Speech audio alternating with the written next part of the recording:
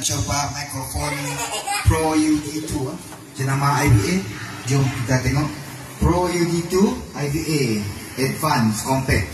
Compact tu maksudnya penuh semua di dalam yang pun accessories mic tu lah. And then kita langgar di situ untuknya pun receiver jenis yang pendek tapi boleh dipanjangkan masuk dalam flight case ataupun ABS. Ni ada konektor yang untuk nyambungnya, jadi boleh dimasuk dalam dia lah. 1U, 2U kan, 3U kan. Okey, saya coba pusing bangunan kawan. Okey, sekali lagi saya test untuk pusing bangunan dalam tamuan ni konkret tu. Jadi saya try, saya pusing dari situ.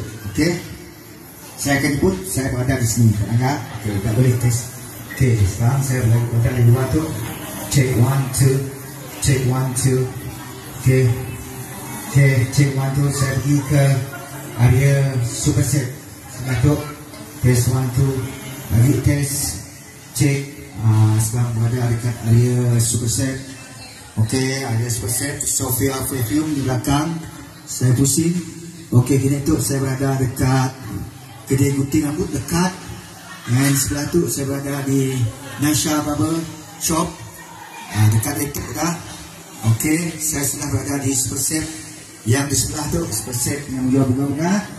Okey, saya jalan lagi tidak jauh itu. Jadi saya akan keluar dari itu dan saya akan muncul di tepi sini daripada itu. Okey, anda nampak tak? Bunyi masih ada kan? Saya masih ucap tu. Halo, itu saya. Okey, saya akan pusing bangunan tu dengan konkret dan tepat. Telefon untuk susah kontak. Dengan kata mic tu, dengan yang tepat lagi, dia dapat okey. Tenaga. Okey. Right. Okay. Thank you. Ya, cobaan kami untuk mic tu.